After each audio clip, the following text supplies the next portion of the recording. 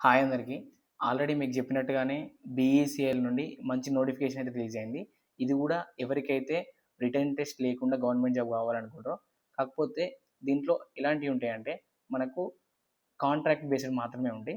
దాంట్లో ఒక నోటిఫికేషనే మన ఎలక్షన్ కమిషన్ ఇండియా నుండి ఇప్పుడు మనకు బీఈసీఎల్ అంటే ఒక కన్సల్టెన్సీ లాగా అన్నట్టు. ఈ ఈ మన గవర్నమెంట్ కంపెనీస్ అంటే గవర్నమెంట్ డిపార్ట్మెంట్స్ అన్నిటికి దీని నుండి కాంట్రాక్ట్ రిక్రూట్మెంట్ జరుగుతుంది. అందుకని అప్పుడప్పుడు ఈ వెబ్‌సైట్‌లన్నిటిని మనం తరోగా చూస్తే ఇలాంటి ఒకవేళ మనకు సింపుల్‌గా ఎలిజిబిలిటీ ఉన్న వాటిని మనం జాబ్స్‌ని ఈజీగా కొట్టొచ్చు. ఈ నోటిఫికేషన్ విషయానికొస్తే notification number 542 data entry operators recruitment అయితుంది. అది కూడా 10 పోస్టులు. 10 పోస్టులు మనకు పెద్దగా ఎక్స్‌పీరియన్స్ అది కూడా లేదు. మనకు క్వాలిఫికేషన్ వచ్చేసి any graduation, good computer skills, MS Excel వచ్చుంటే సరిపోతది. అండ్ 35 వర్డ్స్ పర్ మినిట్ అని మినిమమ్ స్పీడ్ వచ్చి ఉండాలి. దీనికి సాలరీ కూడా 24,356 అంటే 25,000 ఇయర్లీ. మాక్సిమం ఏజ్ లిమిట్ కూడా 35 ఇయర్స్ మెన్షన్ చేసింది. ఇప్పుడు దీని అప్లికేషన్ ప్రాసెస్ చూద్దాం. ఓకే, మనకి ఎలిజిబిలిటీ తెలిసిపోయింది. దీని అప్లికేషన్ ప్రాసెస్ మనం ఇప్పుడు అన్నీ ఆన్‌లైన్‌లో ఉన్నా గానీ, ఇలాంటి కొన్ని ఎగ్జామ్స్ మాత్రం ఆఫ్‌లైన్ అప్లికేషన్సే తీసుకుంటారు. అంటే అప్లికేషన్స్ వియా సాఫ్ట్ కాపీ గానీ, మనకు అప్లికేషన్స్ వియా స్పీడ్ పోస్ట్ గానీ, రిజిస్టర్ పోస్ట్‌లో తీసుకుంటారు.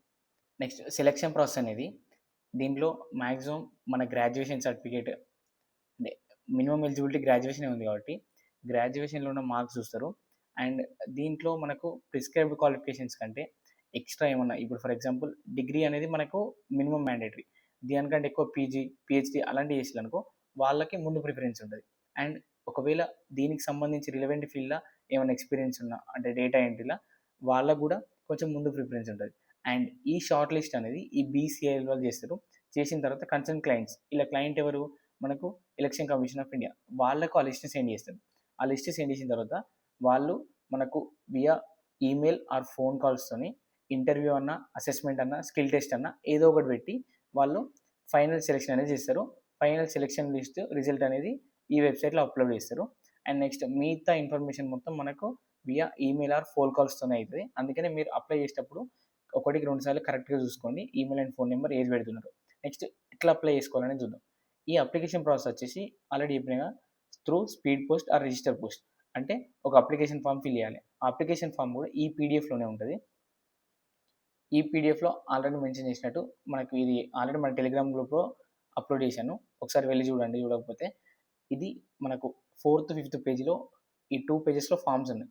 ఇది చూడండి. ఈ ఫార్మ్ ఎట్లా ఫిల్ చేయాలనేది చెప్తా. ఫస్ట్ దీనికి ఏమేమి కావాలనేది మనకి ఇంపార్టెంట్ డాక్యుమెంట్స్ చూద్దాం. ఇంపార్టెంట్ డాక్యుమెంట్స్ వచ్చేసి దీనికి మనకు ఎడ్యుకేషనల్ ఆర్ ప్రొఫెషనల్ సర్టిఫికేట్స్ ఒకటి కావాలి. నెక్స్ట్ 10థ్, 12థ్ మెమోస్ కావాలి. బర్త్ సర్టిఫికేట్, క్యాస్ట్ సర్టిఫికేట్ ఒకవేళ మీకు ఉంటే, ఇంతకుముందు వర్క్ ఎక్స్పీరియన్స్ ఉంటే ఆ వర్క్ ఎక్స్పీరియన్స్ సర్టిఫికేట్ పెట్టండి. Next pan card copy, Aadhaar card copy, previous employer అయితే మనకు ఎంప్లాయిడ్ ప్రొవిడెంట్ ఫండ్ ఆ కాపీ ఒకటి పెట్టండి. నెక్స్ట్ బ్యాంక్ పాస్బుక్ డీటెయిల్స్ ఒకటి మెన్షన్ చేయండి. దీంట్లో మనకు అప్లికేషన్ ఫీజు కూడా ఉంది. అప్లికేషన్ ఫీజు ఎవరెవరికంటే మనకు ఎస్సీ, ఎస్టీ, పీడబ్ల్యూడీ వాళ్ళకు 0 ఫీజు. మిగతా వాళ్ళకు రూ. 295. అండ్ ఈ ప్రాసెసింగ్ ఫీ అనేది కూడా ఎట్లా పే చేయాలి? ఇది ఆన్‌లైన్ కాదు. Offline application. కానీ దీనికి ఎట్లా పే చేయాలంటే ఫస్ట్ ప్రాసెస్ చేయాల్సింది ఏంటంటే మనం ఇది అప్లై చేద్దాం అనుకున్నప్పుడు ఒక బ్యాంక్‌ని విజిట్ కండి. బ్యాంక్‌ని విజిట్ అయ్యి డీడీ అంటే మనకు డీడీ అనేది తెలుసు డిమాండ్ డ్రాఫ్ట్. ఒక డీడీ పే చేయాలని ఆ బ్యాంక్‌కెళ్ళి చెప్పండి. ఆ డీడీ దేనికి పే చేయాలని వాడు అడుగుతారు. అడిగితే ఇక్కడ ఉన్నది కదా! Broadcast engineering consultants India limited Noida. ఈ స్పెల్లింగ్ మిస్టేక్ లేకుండా ఎగ్జాక్ట్‌గా మీరు ఒకసారి చూసుకోండి. ఈ ఇది దాంట్లో మెన్షన్ చేయండి. దీనికి మనం డీడీ అనేది పే చేయాలి. ఎవరు అదర్ కేటగిరీస్ అంటే ఓబీసీ అయినా, ఈడబ్ల్యూఎస్ అయినా వాళ్ళందరూ. నెక్స్ట్ అది పే చేసి ఇక్కడ మనకు అంటే ఫస్ట్ స్టార్టింగ్ ఏం ఫిల్ చేయాలి? రిజిస్టర్ నెంబర్ అవసరం లేదు. Demand draft number. ఆ డీడీ మనం పే చేసినందుకు వాళ్ళొక స్లిప్ ఇస్తారు. ఆ స్లిప్‌ని జాగ్రత్తగా దాచిపెట్టుకోవాలి. ఒక ఫోటో కాపీ తీసుకోండి. ప్రతిదీ ఫోటో ఇప్పుడు ఈ అప్లై చేసిందైనా కూడా ఫోటో కాపీ ఉంచుకోండి. ఈ demand draft number, DD number ఇక్కడ ఏసేయండి. నెక్స్ట్ దాని డేట్ ఏసేయండి. ఫీ మీరెంత కట్టిల్లు? రూ. 250 కట్టిల్లు. రూ. 250 పే చేయండి. నెక్స్ట్ రీసెంట్ అటాచ్డ్ ఫోటోగ్రాఫ్ పెట్టండి. సో ఈడ అడ్వర్టైజ్‌మెంట్ నెంబర్ అని ఉందిగా, అడ్వర్టైజ్ నెంబర్ ఈడ ఆల్రెడీ మెన్షన్ చేసినాడంటే మనకు దీంట్లోనే ఉంటది. 542 అనేది దీని అడ్వర్టైజ్‌మెంట్ నెంబర్. ఆ అడ్వర్టైజ్‌మెంట్ నెంబర్ ఈ పైన మెన్షన్ చేయండి. నెక్స్ట్ ఈ ఫార్మ్ ఫిల్ చేసేటప్పుడు అన్ని క్యాపిటల్ లెటర్స్‌లో ఫిల్ చేయండి. యాస్ ఇక్కడ మెన్షన్ చేసినట్టు అప్లికేషన్ ఫర్ ద పోస్ట్ దేనికి అప్లై చేస్తున్నాం, DEO, data entry operators. Next candidate name. ఈ నేమ్స్ అనేవి మనకు ఎస్ఎస్సి ఆర్ ఏదన్నా ఒక రిఫరెన్స్ పెట్టుకోండి. మ్యాక్సిమం ఎడ్యుకేషనల్ సర్టిఫికేట్ రిఫరెన్స్ పెట్టుకోవడం బెటర్. దాంట్లో ఎట్లున్నదో యాజ్ ఇట్ ఈస్గా మెన్షన్ చేయండి.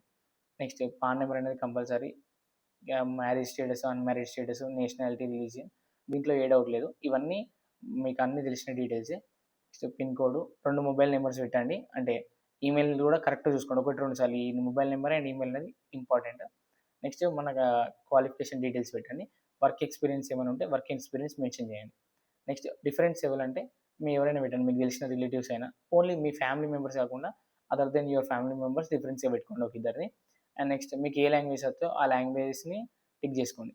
ఇప్పుడు ఈ ఫామ్ ఒకటి, నెక్స్ట్ ఇది మొత్తం ఫిల్ చేసిన తర్వాత మీ సర్టిఫికేట్ ఏ రోజు పంపిస్తారో ఆ డేట్, ఇది ఫిల్ చేసిన తర్వాత నెక్స్ట్ ఈ ఫామ్ మనకు నెక్స్ట్ డీడీ కట్టింది ఉన్న DD forms, educational provisional certificates, 10th certificate or birth certificate, caste certificate ఒకవేళ ఉంటే, work experience certificate, pan card, Aadhaar card, copy of ESI, ఇవన్నిటిని మనకు ఒక వ్రాపర్లో పెట్టి స్పీడ్ పోస్ట్ చేయాలి.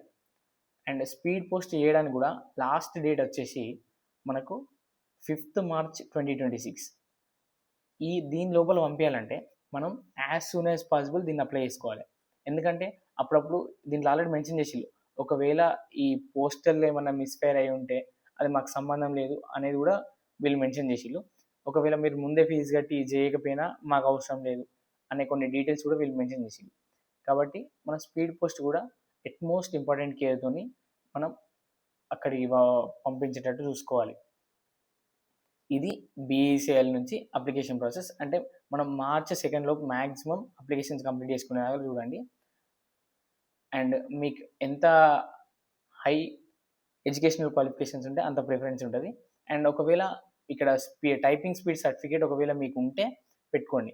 ఒకవేళ మీకు లేదు ఉంటే బెటర్, ఎందుకంటే వాళ్ళకు షో చేయడానికి. మనకు ఆన్లైన్లో కూడా కొన్ని ఉంటాయి, ఆన్లైన్